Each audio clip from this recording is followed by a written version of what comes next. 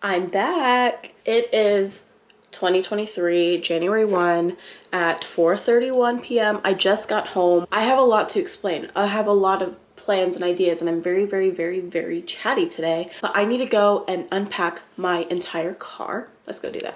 This is everything that we are dealing with including some stuff in the front seats.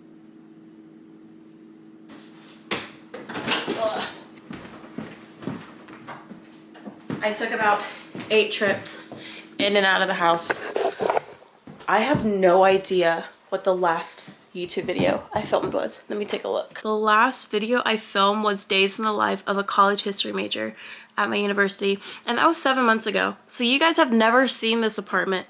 You guys don't know what I have been up to since I graduated. I've kind of just left everyone hanging, which is okay because I got tired of everything, and then I stopped, and then now I'm back because I have a lot more time and motivation for the things that I am interested in, including making YouTube videos. So all of this is what I brought back from visiting home the last couple of weeks. I think I'm just going to chat with y'all while I unpack. We'll just have a good time. We'll catch up. Let me make a few notes. What happened to me after I graduated? So let's see. I don't know how I'm gonna do this. As you may recall, I made YouTube videos documenting my college experience at Commerce University. I had a wonderful time. I graduated with a Bachelor's of Arts in History, and I still am at Commerce.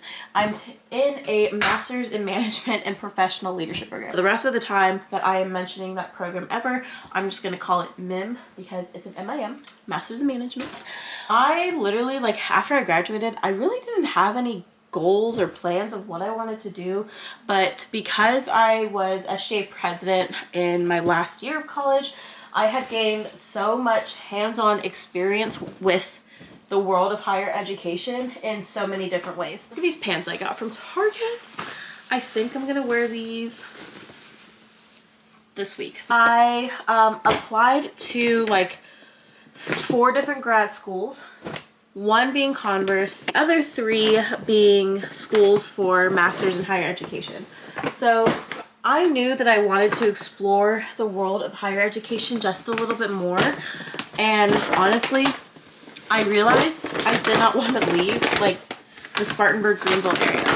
I was just at a point where I was so tired of moving around. I went to 3 high schools. I moved from Hawaii to South Carolina.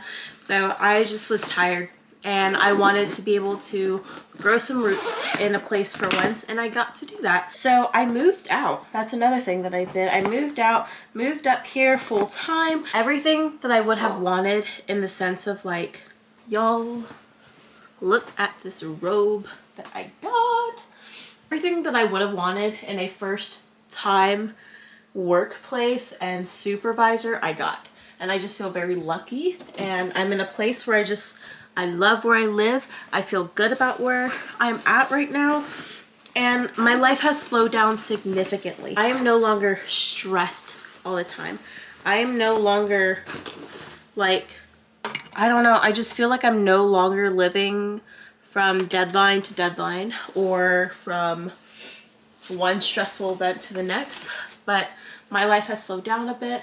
I'm in a really good place with my boyfriend. I'm in a really good place in my workplace and where I live, and I just feel very lucky. So that has been my life since I graduated, and I graduate again in May of 2024, so I have a year and a half left, and I'm very excited. I think I'm gonna turn the camera off for the rest of the night, watch some YouTube while I unpack and clean, and then check back in later, and we'll see what else I will include in this video later.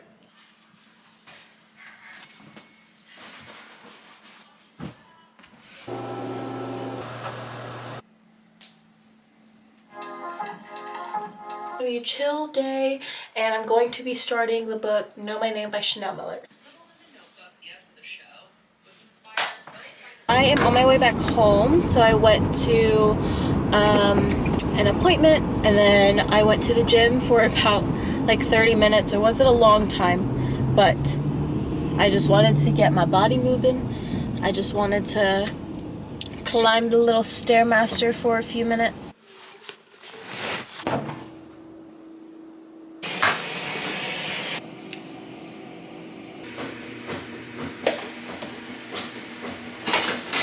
I'm just gonna show y'all what books I plan on reading for the month of January. Alright, this may seem a little ambitious for someone that hasn't read like this in quite a while. These are the books that I want to read in January 2023. And so the first book, like I mentioned earlier, is Know My Name, a memoir by Chanel Miller. I have read this book twice already, so this will be my third time reading it. But yeah, so if you don't know, Chanel Miller is the survivor from the Brock Turner sexual assault case that happened in California several years back at this point now. Next, I want to continue reading Percy Jackson, The Olympians, and The Lightning Thief by Rick Riordan. I read this 10 years ago, y'all. I watched the movie. The movie was alright. It wasn't my absolute favorite, but I am so excited for the new Disney Plus show that is coming out for The Lightning Thief. And I am about halfway through the book already, and I started this over my winter break, but because I'm doing my work book club, I need to get this one first because that is a priority before next week. You know, it's young adult, so it's very easy to read. So next is Constance Wu's Making a Scene. I purchased this copy when Barnes & Noble was having their 50% off hardcovers sale, and it is a signed copy. The next book that I want to read is Outlawed by Anna North. I'm very excited for this. This is what I am reading for my personal book club. I created a book club in the fall of last year because I just wanted more opportunities to be able to connect with other women and friends, and in a space where we can just talk about books and what we learn and our experiences and just kind of connect together. And so I have a group of awesome people that I will be meeting with each month, and we select a book each month, and this is one of them. But this takes place in the 1890s, I believe, and all I understand about this book is that it is like Wild West meets feminism. And lastly, if I have time at the end of the month, I do want to read Harry Potter and the Sorcerer's Stone by J.K. Rowling. I read this again 10 years ago when I was like in the 6th grade, and I absolutely love hearing Harry Potter and or J.K. Rowling discourse, because there are people that absolutely, like, they won't read Harry Potter because of J.K. Rowling, or they dislike Harry Potter because of J.K. Rowling. And I have been going through this like topic in my head of like separating the art from the artist, but then it's like, I don't really think you can do that. I personally don't think you can really separate the art from the artist.